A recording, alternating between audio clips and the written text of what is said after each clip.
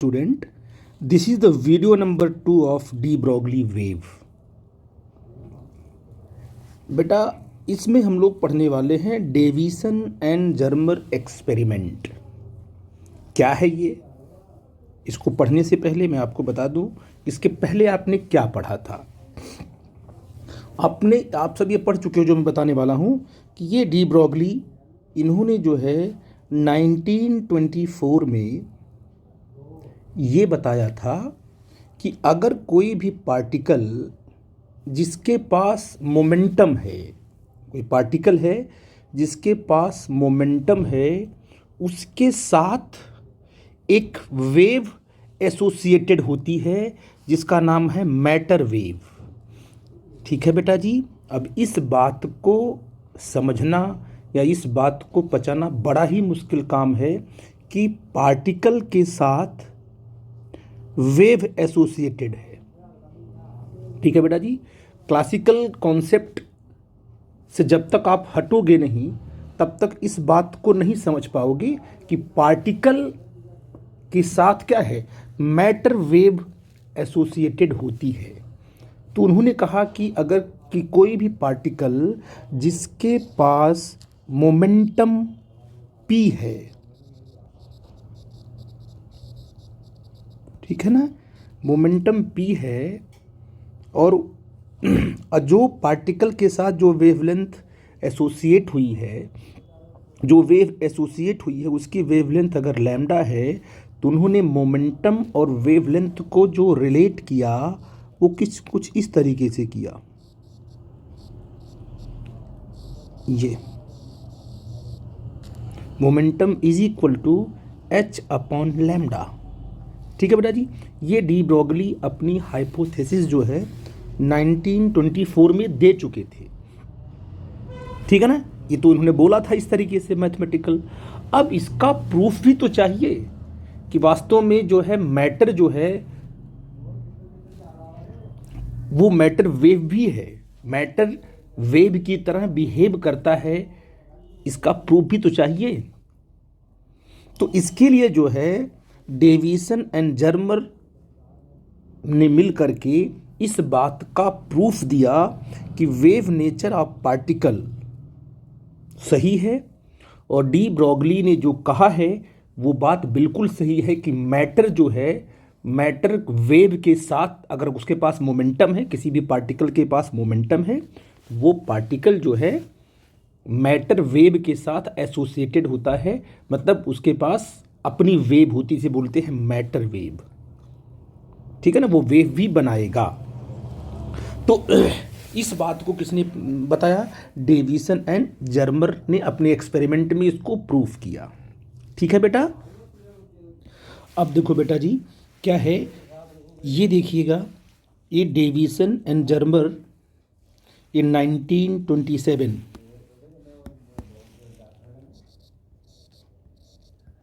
ठीक है, 1927 में इन्होंने क्या है, एक क्रिस्टल देख रहे हो, ये क्रिस्टल है, ये निकल क्रिस्टल है। इस निकल क्रिस्टल पर इन्होंने इलेक्ट्रॉन बीम डाला। ये पूरा का पूरा इलेक्ट्रॉन गन है, इसको बोलते हैं इलेक्ट्रॉन गन, जिनसे इलेक्ट्रॉन्स निकल रहे। ये इलेक्ट्रॉन बीम, ये क्या है, ये इलेक्ट्रॉन बीम है। इसके बारे में आपको एक्सप्लेन कर रहा हूँ। ठीक है, अभी कर रहा हूँ एक्सप्लेन, तो भी देखना आप लोग। तो क्या है कि इन्होंने जो है, जैसे मान लीजिए ये आपके पास बैटरी है, ये रेहोस्टेट लगा हुआ है, ये एरो है ना, और ये जो है ये आपका फिलामेंट है। ये जो बैटरी आपकी B1 है, ये बैटरी क्या करेगी, फिलामेंट को गर्म करती है। ये वाली B1 बैटरी फिलामेंट को हीटअप करेगी, यहाँ हीट इसको प्रोवाइड करेगी, ये गर्म होगा तो इसमें से इलेक्ट्रॉन बाहर निकलेंगे, थर्मियोनिक एमिशन होगा ना, इसमें से इलेक्ट्रॉन बाहर निकलेंगे। और जब इलेक्ट्रॉन बाहर निकलेंगे यहाँ से उन इलेक्ट्रॉन को पोटेंशियल डिफरेंस मिलेगा, है ना, यहाँ से लेकर के ये है ना, आपको यहाँ से यहाँ तक निकलेंगे ना, ये पोटेंशियल डिफरेंस कौन प्रोवाइड करेगा, ये प्रोवाइड करेगा। तो इलेक्ट्रॉन जो आगे बढ़ेंगे इनके पास जो आएगा ना, ये पोटेंशियल डिफरेंस कौन देगा, ये बैटरी देगी। ये बैटरी क्या करेगी, हॉस्टेट ने यहाँ तक है ना, तो इसको यहाँ लगा दिया आपने। अब यहाँ पर हो गया पॉजिटिव, यहाँ पर हो गया, तो इस इलेक्ट्रॉन निकलेगा तो इसको मिलेगा पोटेंशियल। ठीक है बेटा जी। तो इसको पोटेंशियल मिलेगा तो इलेक्ट्रॉन एक्सलरेट करेगा और आगे की तरफ चलेगा। ठीक है बेटा। तो बेटा आपने देखा कि पूरा का पूरा इलेक्ट्रॉन, फिलामेंट से इलेक्ट्रॉन निकलेगा, ये टर्मिनल आपका यहाँ लगा हुआ है, यानी किससे कनेक्ट है, पॉजिटिव से, तो यहाँ पॉजिटिव हो जाएगा ऐसे। अब इलेक्ट्रॉन निकलेगा तो इलेक्ट्रॉन ये पॉजिटिव की तरफ अट्रैक्ट होगा, तो इसके पास काइनेटिक एनर्जी इस तरीके से आएगी, क्योंकि ये वाला टर्मिनल आपका पॉजिटिव है ना, पॉजिटिव ये है। इलेक्ट्रॉन यहाँ से आ रहा है तो ये पॉजिटिव क्या करेगा, बैटरी इसे अट्रैक्ट करेगी, और यहाँ पर क्या है, इसको यहाँ पर एक पिन होल बनाया गया। देखो ये कैसे, ये कैसे, ये कैसे, पिन होल ऐसे बनाया, इसलिए बनाया गया है कि जो बीम हो वो कॉलीमेटेड बीम हो, बिल्कुल स्ट्रेट बीम हो, इलेक्ट्रॉन जो है डाइवर्ज ना हो इधर उधर, ठीक है ना। इसलिए इसको यहाँ पर पिन होल बनाया गया इस तरीके से कि इलेक्ट्रॉन प्रॉपर तरीके से इस होल से पास हो पाए, स्ट्रेट लाइन आए। और यहाँ से इस रिहास्टेट को हम क्या है, आगे पीछे करके क्या है, जितना इसको लेके आएंगे राइट से यहाँ ऊपर नीचे की तरफ ले जाएंगे, उतना इसका पोटेंशियल पॉजिटिव बढ़ेगा ना। देखो ना, इसको इधर लेके आएंगे तो इसकी पॉजिटिविटी बढ़ेगी, जब इसकी पॉजिटिविटी बढ़ेगी तो ये पॉजिटिव बढ़ जाएगा, ऐसे है। जब ये पॉजिटिव बढ़ेगा तो आने वाला इलेक्ट्रॉन की स्पीड बढ़ेगी, और जो इलेक्ट्रॉन यहाँ से निकलेगा तो बहुत ही हाई स्पीड से निकलेगा, उसकी काइनेटिक एनर्जी बढ़ जाएगी। ठीक है बेटा जी। तो ये जो बैटरी है, ये बैटरी क्या बोलती है कि इलेक्ट्रॉन की काइनेटिक एनर्जी को कंट्रोल करती है। खैर ये तो बात हो गई बेटा जी। अब मैं जो बता रहा हूँ ध्यान सुनो। अब ये जो पूरा का पूरा इलेक्ट्रॉन गन की तरह, मतलब इसमें से इलेक्ट्रॉन गन, इलेक्ट्रॉन निकल रहे हैं, इलेक्ट्रॉन बीम आएगी, निकल क्रिस्टल से टकराती है, टकरा करके रिफ्लेक्ट होती है। यहाँ है आपका इलेक्ट्रॉन डिटेक्टर, अलग अलग एंगल पे आपको इलेक्ट्रॉन ऐसे रिफ्लेक्ट होकर के दिखाई पड़ता है। ठीक है ना। इसकी पूरी मैकेनिज्म हम आपको तभी एक्सप्लेन करेंगे जब एक छोटा सा कॉन्सेप्ट है, क्योंकि अभी आपको प्रूफ करना है कि electron behave as a wave. यही है डेविसन जर्मर एक्सपेरिमेंट का, ये है, इस जो आप देख रहे हो ना, ये है डेविसन जर्मर एक्सपेरिमेंट। इसमें आपको मैं एक्सप्लेन करूंगा, लेकिन इसके पहले आपको एक चीज़ मैं बता दूं। एक कॉन्सेप्ट था, ब्रैग्स ने दिया था। क्या दिया था उसको आप समझ लोगे तब इस पूरे के पूरे कॉन्सेप्ट को पढ़ना आपको यही है ना। जो इन्होंने क्या है अपना एक्सपेरिमेंट दिखाया था, और इसमें क्या बताया था कि इलेक्ट्रॉन क्या है, वेव की तरह यहाँ पर बिहेव कर रहा है। ठीक है ना। लेकिन इसके पहले कुछ छोटे कॉन्सेप्ट आप समझ लोगे तो इसको समझना आपके लिए आसान होगा। बेटा एक साइंटिस्ट का नाम था ब्रैग्स। ठीक, ब्रैग्स। ब्रैग्स ने क्या किया था, ब्रैग्स जो है, जैसे आप ये मान लीजिए निकल क्रिस्टल आपका है, निकल क्रिस्टल आपका है, मैंने बनाया इस तरीके से है कि इस क्रिस्टल की खासियत ये होती है कि इसमें जो लैटिस होती है ना, उनकी लेयर बिल्कुल, उनका लेयर जो है कि बिल्कुल पैरेलल वे में अरेंज होता है। ठीक है ना। ये अरेंजमेंट जो देख रहे हो ना लेयर की, ऐसे सारे एटम की लेयर, ये लैटिस पे आपके एटम्स हैं, ऐसे होगा ऐसे होगा, बीच में स्पेसिंग होती है। ये पूरा का पूरा क्रिस्टल है। कौन सा क्रिस्टल है, मान लो निकल क्रिस्टल है, तो निकल क्रिस्टल आपका ये है। उस क्रिस्टल के अंदर जो लेयर्स होती हैं बिल्कुल एक अरेंज वे में होती हैं, रैंडम आपको नहीं मिलेंगी। अब ब्रैग्स क्या कर रहे थे, एक्सरे को, एक्सरेज, उन्होंने एक्सरेज लिया और इस क्रिस्टल पर गिराया। वास्तव में वो क्रिस्टल के स्ट्रक्चर की स्टडी कर रहे थे, तो उन्हें कुछ नया कॉन्सेप्ट मिला। वो क्या मिला बताता हूँ आपको। इन्होंने जब लाइट एक्सरे को गिराया अलग अलग एंगल पर, इस एंगल पे गिराया होगा, फिर इस एंगल पे गिराया होगा, अलग अलग एंगल पे, क्या ऐसे भी लाइट आके गिरी होगी, ऐसे भी लाइट आके गिरी होगी, है ना। लाइट तो हर एंगल पे आके गिरी होगी, ठीक है ना। लेकिन मान लो लाइट ऐसे आके गिरी और ये पहली लेयर से ये लाइट आपकी रिफ्लेक्ट होकर के उसी मीडियम में चली गई, नो प्रॉब्लम। फिर दूसरी जो लाइट बीम थी, वो भी लाइट बीम, मान लीजिए वही लाइट बीम क्या आएगी, फिर नीचे वाली लेयर से टकराएगी, और वो टकरा कर फिर वो वापस चली जाएगी। ठीक है ना। अब ये जो दोनों लाइट बीम हैं ये आपस में इंटरफियर करेंगे आगे जा करके, ठीक है ना, जैसे डिफ्रैक्शन फिनोमेना पढ़ा होगा आपने। और इसकी जो लैटिस, इसके बीच में जो स्पेसिंग है उसको आपने क्या ले लिया, वो डी है। और जिस एंगल पर ये लाइट गिरी हुई है उसको बोलते हैं एंगल थीटा। तो जिस एंगल पे एक्सरे गिरेगी और रिफ्लेक्ट होगी तो एंगल ये भी थीटा ही बनेगा, है ना। और ऐसा नहीं कि थीटा एंगल पे ही गिरा करके चेक किया गया, वो अलग अलग एंगल पर लाइट को गिरा करके क्या है, उसके रिफ्लेक्शन को देखा गया। सॉरी, लाइट मतलब एक्सरेज, एक्सरेज के डिफ्रेक्शन को देखा गया कि एक्सरे किस प्रकार से रिफ्लेक्ट होकर के, देखो यहाँ से रिफ्लेक्ट हुई, यहाँ से, तो ये बीच में स्पेसिंग आपका स्लिट हो गया ना, सिंगल स्लिट, तो लाइट यहाँ से डिफ्रेक्ट हो गई। आपने पढ़ा होगा हाइगेन्स प्रिंसिपल में, ठीक है ना। तो आपने देखा होगा कि सिंगल स्लिट एक्सपेरिमेंट जब डिफ्रैक्शन आप पढ़ रहे थे तो लाइट यहाँ से डिफ्रैक्ट हुई और ये आपस में जब इंटरफियर हुई यहाँ से, ये आपस में क्या लेंस रख दोगे यहाँ पर ना, यहाँ पर कॉन्वेक्स लेंस रख दोगे तो वो क्या है आपस में लाइट को इंटरफियर करा देगा, ठीक है। तो यहाँ पर क्या है कि एक खास एंगल पे ये देखा गया कि खास एंगल पर यहाँ पर लाइट में इंटेंसिटी मैक्सिमम आ रही है, इंटेंसिटी लाइट की मैक्सिमम मिली, क्योंकि डिफ्रैक्शन हुआ तो मैक्सिमा मिनिमा बनेगा। तो देखा गया कि दोनों लाइट में अगर दोनों लाइट का पाथ डिफरेंस, मान लीजिए थीटा ना, ये आपका डी है, ठीक है ना, तो दोनों लाइट के पाथ डिफरेंस की अगर बात की जाए, देखो ये ऐसे, ये दोनों लाइट यहाँ से बराबर हो गई और ये ऐसे है ना, ये ऐसे, ये लाइट रे इधर से बराबर हो गई और ये लाइट रे इधर से बराबर हो गई, ठीक है ना। तो ये इस लाइट रे में और इस लाइट रे में कितना पाथ का डिफरेंस है, यही तो है। ये जो लाइट रे है ये इतना एक्स्ट्रा पाथ चल रही है, इतना एक्स्ट्रा पाथ, ठीक है ना, ये जो पाथ का डिफरेंस ये है। और ये आपका डी है, डी क्या है, D is the spacing between two layers. ये जो एक्स्ट्रा पाथ यहाँ से लेकर यहाँ तक एक्स्ट्रा पाथ आता है वो आता है 2d साइन थीटा। आप निकाल भी सकते हो, अगर ये थीटा है ना बेटा जी, ये अगर यहाँ से देखो ये पूरा का पूरा क्या है, यहाँ से इसको देखो ये 90 है पूरा का पूरा, ठीक है। खैर नहीं भी उसमें आपको जाना नहीं है, ये जो यहाँ से लेकर यहाँ तक पाथ डिफरेंस जो आता है वो 2d साइन थीटा आता है। और अगर इसकी वेवलेंथ लैम्डा है तो ये आएगा n लैम्डा। ये ब्रैग्स ने एक्सपेरिमेंट करके दिखाया था कि जब इंटेंसिटी यहां पर मैक्सिमम बनी उस टाइम पर जो एन लैम्डा होगा वो 2d साइन थीटा के बराबर होगा।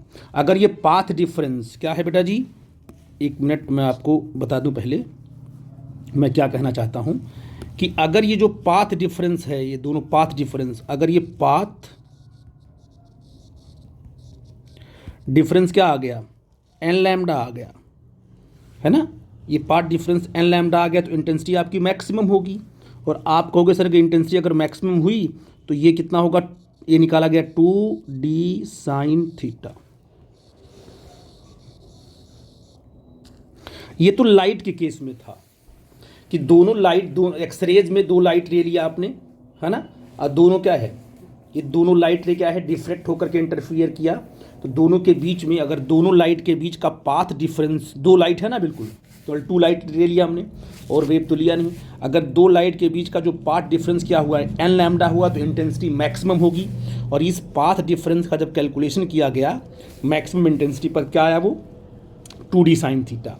ये तो ब्रैग्स ने पहले ही एक्सरे के एक्सपेरिमेंट में एक्सप्लेन कर दिया था कि मैक्सिमम कम मिलेगा N lambda equal to 2d sine theta पे।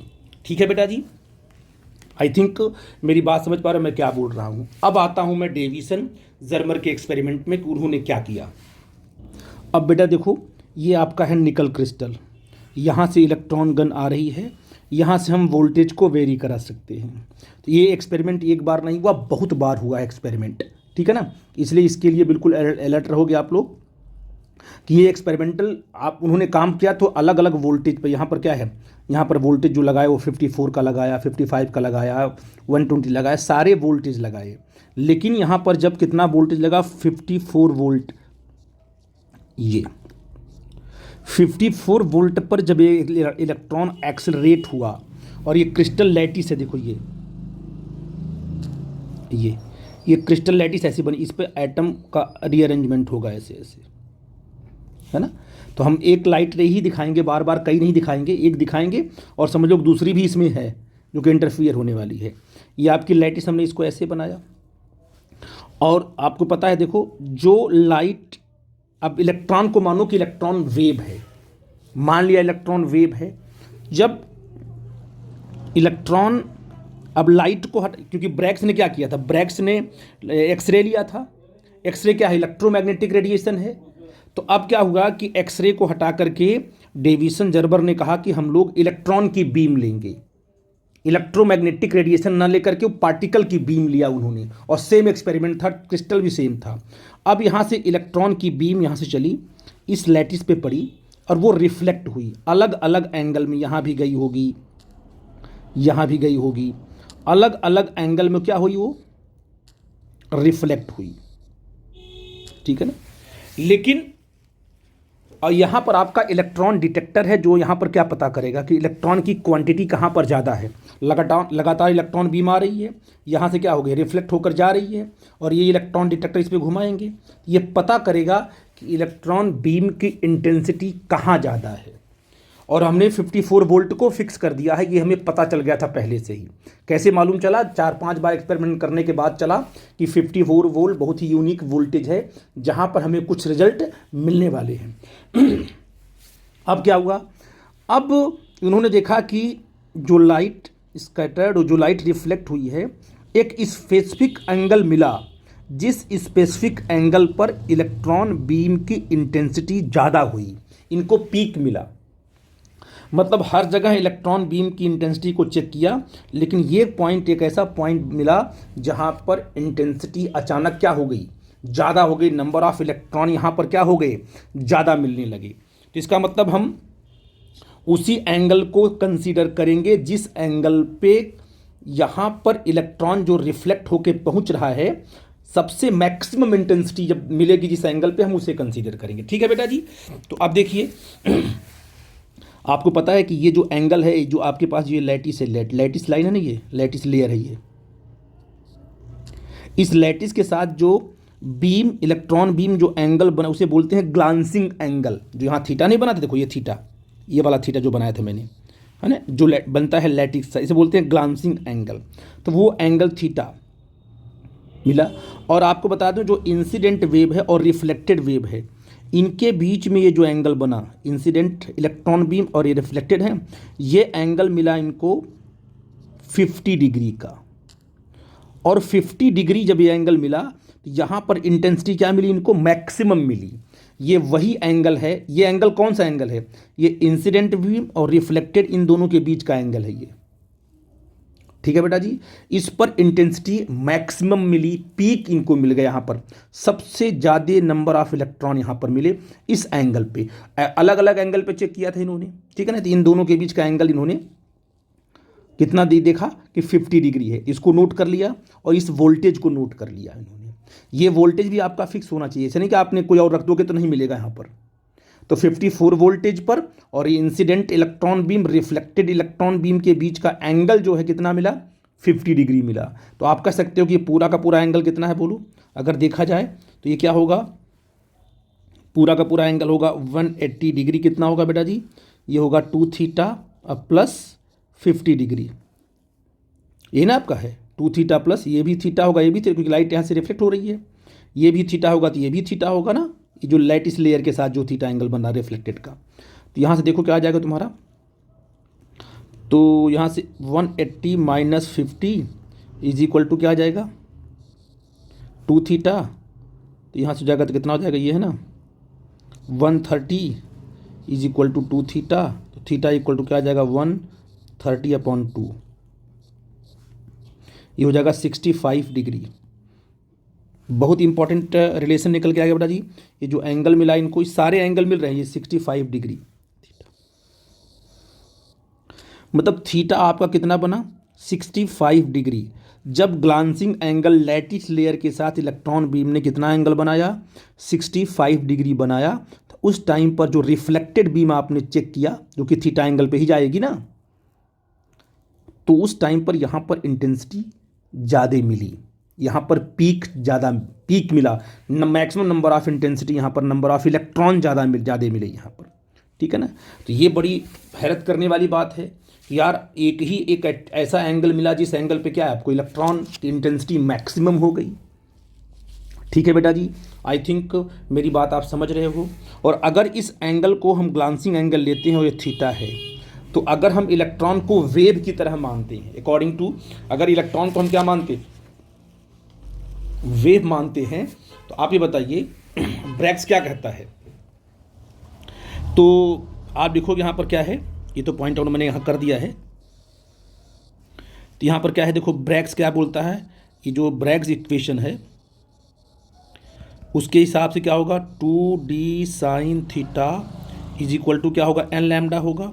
और यहाँ पर जानते हो लैटिस के बीच की जो स्पेसिंग है ये नहीं, ये देखो स्पेसिंग जो है ना, ये जो स्पेसिंग है ये डी होती है ना, इनके बीच का ये डिस्टेंस ये डी होगा और ये होगा 0.91 एंगस्ट्रॉम। ये कैलकुलेट किया गया है ना बेटा जी। तो डी क्या है, डी जो है दोनों लैटिस के बीच का स्पेसिंग होगी, है ना। अगर फर्स्ट मैक्सिमा बनेगा तो एन इक्वल टू क्या लोगे, 1 लोगे, और थीटा आपको दिया गया है। तो ब्रैग्स अगर मान लो ये इलेक्ट्रॉन क्या आपका है, अगर इलेक्ट्रॉन वेव है तो वो ब्रैग्स के इक्वेशन को फॉलो करेगा, क्योंकि ब्रैग्स ने क्या है एक्सरे के केस में निकाला था formula, N lambda equal to क्या है 2d साइन थीटा होता है जब इंटेंसिटी क्या होती है, मैक्सिमम होती है। तो यहां पर भी क्या है, अगर थीटा एंगल पर इंटेंसिटी क्या हुई आपकी, मैक्सिमम हो गई, तो आप यहां क्या लिखोगे, इसी को अगर वेव मानते हो तो इस केस में जो इलेक्ट्रॉन की वेवलेंथ आएगी ब्रैग्स के हिसाब से कितनी आएगी। तो डेविसन जर्बर ने कहा कि भाई ये तो यहाँ पर इंटेंसिटी मैक्सिमम हो गई। अब जो ब्रैग्स ने कहा है, जो ब्रैग्स ने एक्सरे को वेव के का इक्वेशन निकाला हुआ है, उसी के वेव इक्वेशन में रख करके थीटा सारी वैल्यू कैलकुलेट करते हैं, है ना बेटा जी। तो इन्होंने क्या कहा, यानी इक्वल टू 1 रखा, तो क्या होगा तुम्हारा लैम्डा इक्वल टू क्या है 2d साइन थीटा। तो lambda is equal to 2 into D कितना है 0.91 एंगस्ट्रॉम है, और ये इंटू साइन 65 है ना, साइन 65। आई थिंक मेरी बात समझ पा रहे हो। सारी वैल्यू यहाँ रखते हैं हम लोग, देखते हैं कितना आता है, साइन 65। ठीक है बेटा जी। तो लैम्डा इज इक्वल टू